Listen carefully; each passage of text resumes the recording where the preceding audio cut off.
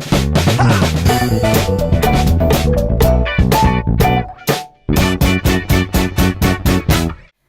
notice how nobody ever wants to talk about their finances? This show is here to try to change that by having real, honest conversations about financial matters. Think of it like a conversation among friends, just if your friends are really good at financial advice. This is Real Talk with Atlantic Credit Unions. I'm your host, Mel Henniger, and today's topic is how to turn your passion into your profession. So you know the old saying, do what you love and you'll never work a day in your life? That's a really nice sentiment, but doing what you love doesn't always pay the bills. But what if it could? For my guest, Dave, that's exactly what happened. Dave has long had a passion for making videos. And shortly after he graduated from university, he launched a 365-day video project. He agreed and committed to doing one video every single day for an entire year. And sort of through that passion project, he was able to start to turn that into his profession. Now that the project is done, spoiler alert, he's launched his own media company, 365 Media. So he's here today to tell us a little bit about what that actually means, turning your passion into your profession. And of course, this is a financial advice show after all, so joining me from Atlantic Credit Unions is Angela Labbe. She is a branch manager with East Coast Credit Unions. So welcome, Dave and Angela. Thank you. So Dave, why don't you start off by just telling us a little bit about what that journey was like and that decision process to take, that passion project and to turn that into your full-time gig? Yeah, so I guess it feels like it's been a long time passion, like creating videos, but it's really only been probably like 3 years that I've been doing that for. So like I played football in university and really didn't have any creative interests in the line of photography or video. I just knew that I was done with football. I didn't feel extremely well equipped after my university degree to do anything in particular, and I started trying a few different things, whether that was coding or website design, and then eventually I started finding some people on YouTube that I thought were using video and content creation as a really neat impetus to just get out there and try new things, meet new people, and I thought that seems like a good way to kind of explore what I'm into. And then I did start to fall in love with that.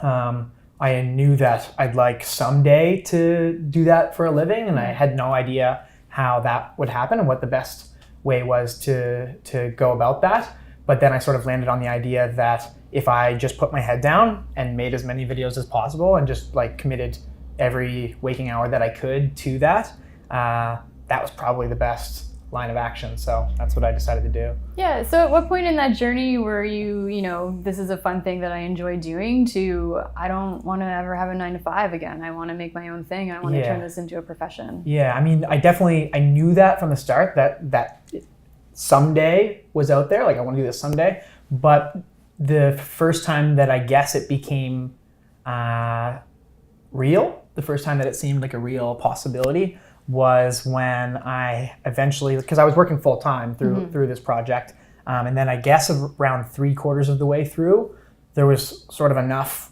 opportunity on the table, enough like dollars from potential clients to almost match my salary for that year. So it was, people will often say, "Congratulations, you took such a big leap of faith," and it's like, well, not really. It made a lot of sense. Both it's a calculated leap of faith. Exactly. Yeah. In terms of both personal fulfillment, but also like financially, it wasn't a massive risk at the time. So yeah. Yeah. So Angela, is that something that you see often? People who are looking to turn, a side hustle or a passion project into their full-time profession. Is that something that you see often? We do see it often, actually. Yeah. And it's exciting when you're a part of that. So when people get us involved in it at the beginning stages, we can help them plan so that that leap is not a huge financial leap either. They can actually sort of maintain their lifestyle and their family's lifestyle without too much of an impact. So we do see it often, and it's exciting for us too. Yeah. Mm-hmm. So what are some of those things, if I walk in, looking to do this, what are some of the basic things that you would recommend to people and that advice that you would give? Sure.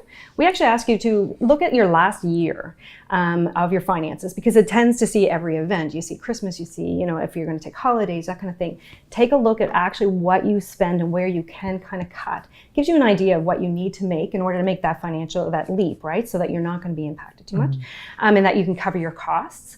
and set up a budget and a savings plan. I know it sounds kind of boring, but it is something that you need to have at least 3 to 6 months to kind of float yourself for those times, and it depends on the industry you're in and that kind of thing, but you might have times where your incomes might be a little more scarce, so you just want to make sure you have enough time, money to float yourself during those times. Yeah.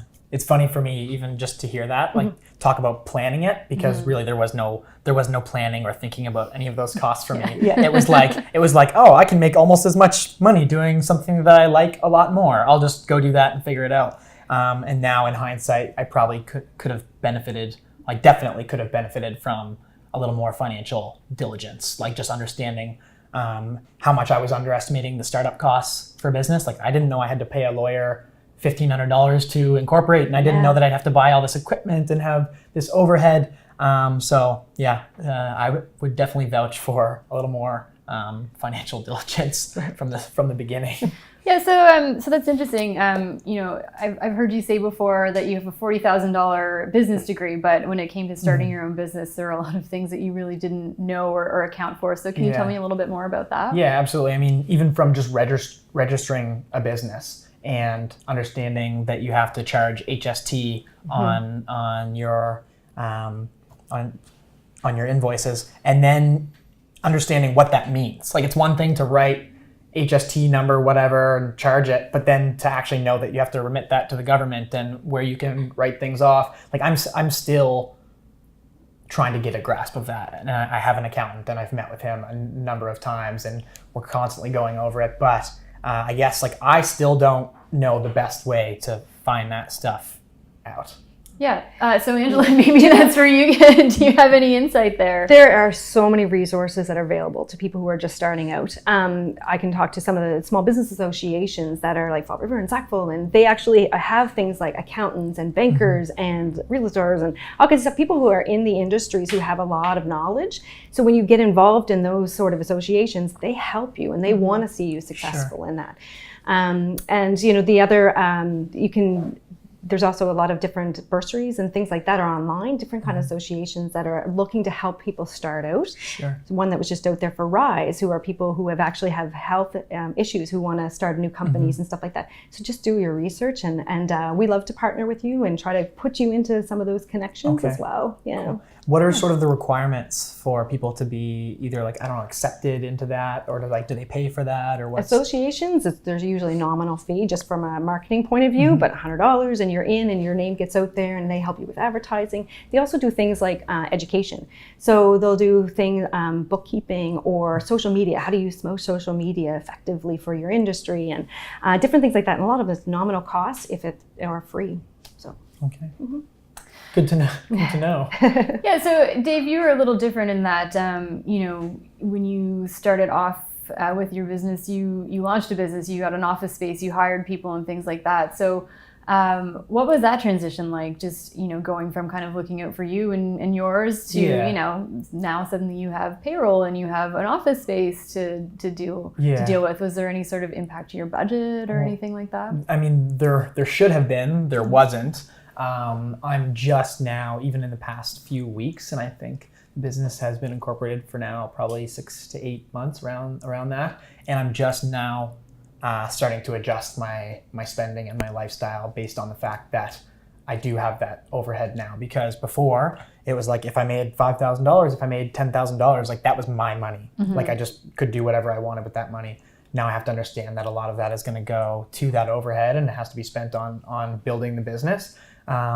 So I'm just now with my accountant and just by being more pragmatic and diligent, just starting to understand, like if I make this much money, how much of that am I actually going to see? How much needs to go away for taxes? How much can I spend on leisure? And just starting to figure that out. Yeah. It's one of the things we actually see often is that when somebody comes in with their first check and it's theirs, but it's really not. They have to put some of that aside for the remittances and stuff. So we always say, you have your operating account for sure, but have that savings account put aside so that you can, every time you get a paycheck, you put some aside.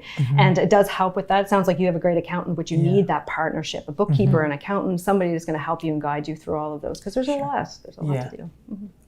Yeah, that partnership piece is really interesting. So, did you have any idea of like where to go, or sort of the people that you would need to partner with? legal fees, finding equipment suppliers and things like that. Like, what was that? Was that a challenge for you? It definitely was. And that's coming from a very privileged position. Like, I have people around me who have been through that.